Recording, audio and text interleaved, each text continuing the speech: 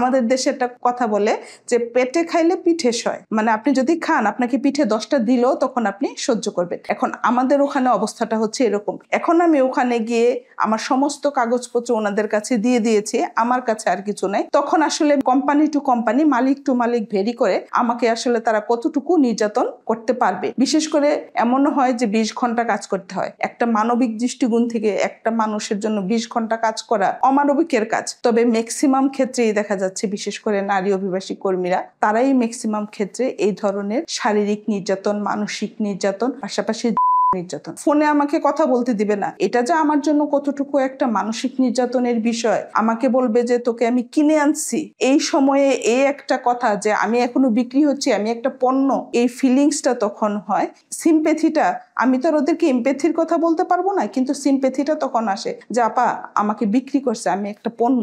নির্যাতনের মাত্রাটা কথায় কথায় মারপিট, এটাকে ওরা কোনো বিষয়ই মনে করে না, বিশেষ করে আরব দেশগুলিতে। আমাদের দেশে কিন্তু এই ধরনের কালচার কম, যে কথায় কথায় একদম হাত তুলবো, আর হচ্ছে খাবার দিবে না, ঘরে আটকে রাখা। এই আটকে রাখার কারণে সে শারীরিক এবং মানসিকভাবে ভেঙে পড়ে।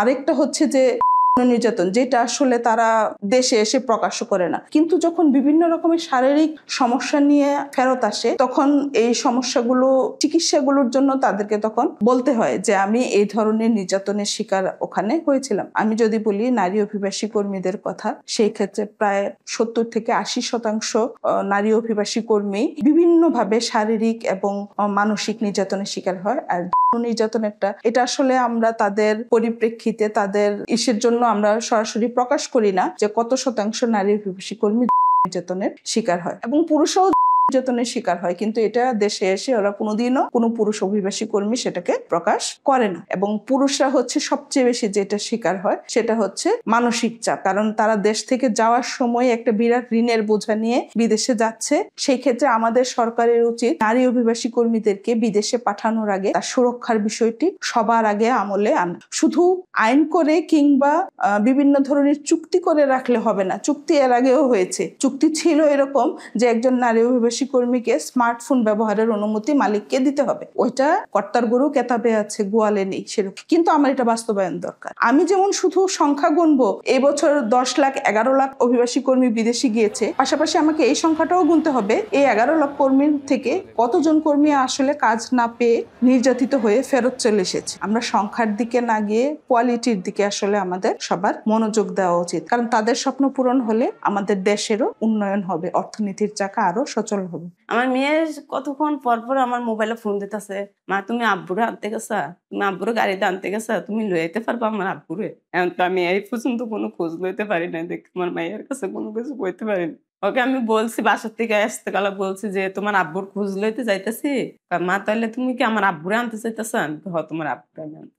আমার হাজবেন্ড 36 দিন ধরে নিখোঁজ। তারপরে হ্যাঁ তো অনেক আশা নিয়ে গেছে বিদেশ, হ্যাঁ ঘর বাড়ি বেঁচে গেছে, হ্যাঁ তো অনেক আশা করছে যে আমি ঘর বাড়ি উঠে বাংলাদেশে আসবো, আমার পোলাকে নেডা দিয়ে করবো।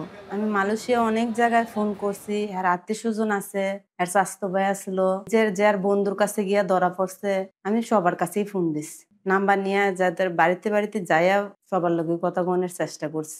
এখন কত কইছি, কিন্তু আমার হাজবেন্ড রে কেউ খোঁজও লয় নাই, দেখতেও যায় না যায় কোন জায়গায় আছে। এক লোকে ফোন দিছে, আপনার হাজবেন্ডের নাম কি নজরুল ইসলাম? হ্যাঁ তো খোঁজ পাইছি, আমার বাইরে দেখতে গেছিল, আমরা দেখতে গেছিলাম, যোগাযোগ করছিলাম, ওই আপনার হাজবেন্ডের খোঁজ পাইছি, এই লোকেশনটা আপনার মোবাইলে পাঠাইলাম, এই লোকেশনটা আপনি যেন চেষ্টা করে পারেন দেখেন, কেউ দেয়া পারেন নাকি, হ্যাঁ অমুক জায়গাত আছে। হ্যাঁ জেলের মেয়াদ শেষ, কিন্তু হ্যাঁ কেউ বার করতে যায় না দেখা, কেউ হার লোকে দেখা করতে যায় না দেখা, হ্যাঁ আসতে পারতেছে না। টিকিটের টাকা পাঠাইলে হ্যাঁ আসতে পারবো, কিন্তু এমন কোনো কেউ যাইতেছে না, মানে দায়িত্ববান নইয়া যে মানুষটার আমরা বাঁচাই।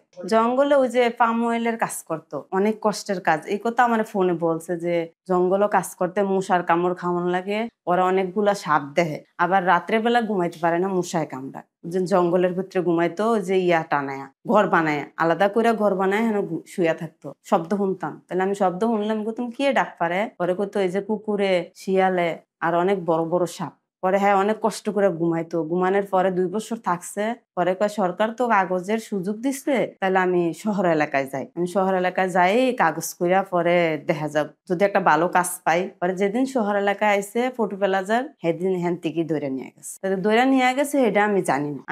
আমি সবাইরে খোঁজ করে নিয়ে যাই, আত্মীয় স্বজন হ্যাঁ স্বাস্থ্য ভাইরে বলছি, ভাই আপনার ভাই তো অমুক জায়গা তাইছে, তাহলে আপনি একটু খোঁজ করেন, আপনার ভাইয়ের তো মোবাইল বন্ধ। 14 তারিখে নিখোঁজ।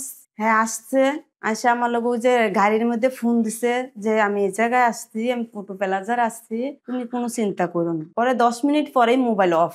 10 মিনিট পরে মোবাইল অফ, এর থেকে মোবাইল অফই, মোবাইল কোনো লাইনে নাই।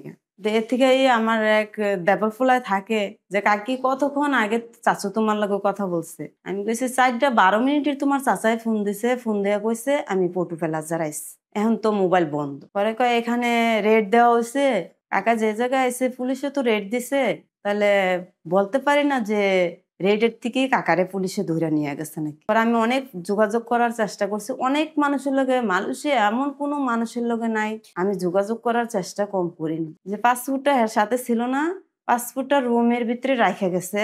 পরে এক লোকের কাছে পাসপোর্টটা এখনো আছে, কিন্তু ওই লোক বলছে যে আপনার জামাইয়ের জেলের মেয়াদ শেষ, হ্যাঁ শুধু শুধু জেল খাটতাছে, হ্যাঁ জেল বেশি দিন দেয় নাই, আপনি যদি কেউর মাধ্যমে যদি হ্যাঁ পার করতে পারেন তো হ্যাঁ শুধু শুধু জেল খাটবো বলে যে হ্যাঁ টিকিটের টাকা দিলে হ্যাঁ আসতে পারবো। ভাই বলতে কি আমার টাকাই নাই, আমি টাকা দিয়ে কিভাবে আনবো হ্যাঁ বাংলাদেশ। একটা মানুষ যদি সত্যিকার অর্থে শুনতো যে আমি 5 লাখ টাকা খরচ করে যাচ্ছি, আমার মাত্র 30,000 টাকা বেতন এবং আমাকে কাজ করতে হবে এই সৌদি আরবের মতো দেশে খোলা রাস্তায়, তখন কি আসলে এই মানুষটা 5 লাখ টাকা খরচ করে সে 30,000 টাকা বেতনে কোনোদিনও যেতে রাজি হবে? আমি আপনি হলে যেতাম? কোনোদিনও না। কারণ এই কথাটা বললে সে যাবে না, স্বাভাবিকভাবেই আমি এই কথাটাকে গোপন করে যাব, গোপন করে তার কাছ থেকে আমি অনেক ভালো ভিসা, ভালো কোম্পানি হিসেবেই তার কাছে এটা বিক্রি করব। অরিজিনাল চুক্তিপত্র আমি তাকে দিব না, দিলেও যেটা দেবো সেটা হচ্ছে একটা ফেক চুক্তিপত্র আমি দিব, যেটা বোঝার সাধ্য আসলে আমাদের অভিবাসী কর্মীর নেই। এই ধরনের জালিয়াতির কারণে, যে চুক্তিপত্র না পাওয়া, দক্ষতার অভাব, এই কাজগুলোর কারণেই, এই প্রতারণার কারণেই আসলে আমাদের অভিবাসী কর্মীরা বিদেশ থেকে দেশে ফেরত চলে আসতে বাধ্য হচ্ছে। মহিলারা যে বিদেশ যাওয়ার সময় যে আসলে সিদ্ধান্তটা নেয় বিনা খরচে আমি 30,000 টাকা বেতনে যেতে পারবো, এটা হচ্ছে পুরোপুরি দালালের প্ররোচনায় পড়ে সেই সিদ্ধান্তটা নেয়। ওখানে যাওয়ার পরে আসলে তাকে কিরকম পরিস্থিতির মুখোমুখি হতে হবে খুব সুকৌশলে চেপে যায়, যার কারণে সঠিক যে সিদ্ধান্তটা, এই সিদ্ধান্তটা আমাদের নারী অভিবাসী কর্মীরা নিতে পারে না। ওখানে যাওয়ার পরে তাকে 16 থেকে 18 ঘন্টা 20 ঘন্টা কাজ করতে হবে, সেইটা তার কাছে গোপন করা হয়। তাকে তার পরিবার থেকে যোগাযোগ বিচ্ছিন্ন হয়ে, যেই কলিজার টুকরার জন্য সে বিদেশে যাচ্ছে সেই কলিজার টুকরার সাথে সে যোগাযোগ করতে পারবে না। তার বৃদ্ধ বাবা মার জন্য যাচ্ছে, বাবা মার সাথে সে কথা বলতে পারবে না, যোগাযোগ বিচ্ছিন্ন, একা একা, এবং ভিন্ন একটা পরিবেশ, ভিন্ন খাবার, ভিন্ন সংস্কৃতি, ভিন্ন ভাষা, এই বিষয়গুলো যে আসলে তার একটা চ্যালেঞ্জ হতে পারে এইটার সম্পর্কে তাদের কোনো ধারণা না নিয়েই তারা বিদেশে যাচ্ছে। এবং বিদেশে যাওয়ার পরে দেখতে পায় যে আসলে সে যে স্বপ্নটা পূরণের উদ্দেশ্যে বিদেশে যাচ্ছে, এই স্বপ্ন পূরণের যে রাস্তা অথবা যে উপায় একটাও সে পরিপূর্ণ করতে পারছে না, যার কারণে নারী অভিবাসী কর্মীরা বিদেশে গিয়ে টিকতে পারে না, তাদেরকে বাধ্য হয়ে দেশে ফেরত চলে আসতে হয়। ফ্রি ভিসা হচ্ছে বিদেশে মানে আইনের মাধ্যমে থেকেও এক ধরনের একটা বিরাট বড় গেম। এটা হচ্ছে ধরেন এরকম একটা বিষয়, সৌদি আরবে লোক নিব, আমি সৌদি আরবে আছি, সৌদি আরবের যে নিয়োগ প্রক্রিয়া আমি সেটা পুরোপুরি বুঝতে পেরেছি, বুঝতে পারে আমি একজন সৌদিকে বলি যে তুমি আমাকে 10টা ভিসা দেওয়ার অনুমতি দাও, কারণ সৌদি নাগরিক ছাড়া ভিসার অ্যাপ্রুভাল হবে না। আমি তখন ওই নাগরিককে প্রলুব্ধ করি যে আমি তোমাকে 10টা ভিসার এগেনস্টে কথার কথা 1000 রিয়াল আমি তোমাকে দিব, তুমি আমাকে 10টা ভিসা নিয়ে দাও। এদিকে নিয়ে দেওয়ার পরে আমি দেশে এই 10টা ভিসা চড়া দামে বিক্রি করলাম যে হ্যাঁ খুব ভালো কাজ, অল্প পরিশ্রমের কোম্পানির কাজ, তুমি ওখানে যাবা, নিজের মতো কাজ করবা, কোনো সমস্যা নেই, যেদিন মন চাইবে তুমি 20 ঘন্টা কাজ করবা, যেদিন মন চাইবে তুমি কাজ করবা না, যেদিন মন চাইবে তুমি 2 ঘন্টা কাজ করবা, এরকম একটা প্রলোভন দেখিয়ে ওদেরকে নিয়ে যায়। নিয়ে যাওয়ার পরে তখন সৌদির মালিক আসলে যেটা করে, সে পুলিশের কাছে একটা রিপোর্ট ফাইল করে যে আমি 10 জন লোক এনেছি বাংলাদেশ থেকে, সেই লোকগুলো আসলে আসার পরে পালিয়ে গেছে, এখন আমি ওদের কোনো খোঁজ জানি না। তখন কি হয় যে সৌদি যে আইন শৃঙ্খলা বাহিনীর কাছে তাদের নামটা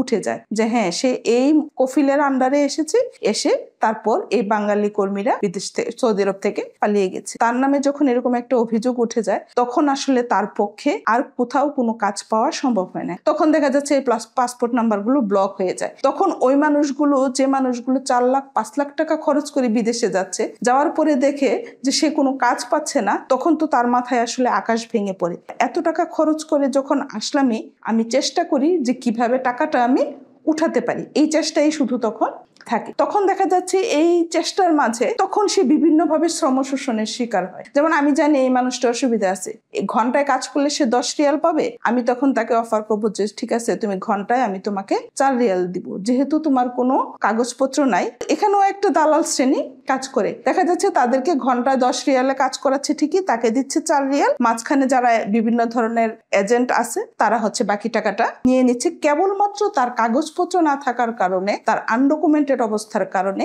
এই ফ্রি ভিসার নামে একটা শ্রেণী এই সুবিধাটা অভিবাসী কর্মীদের কাছ থেকে নিচ্ছে।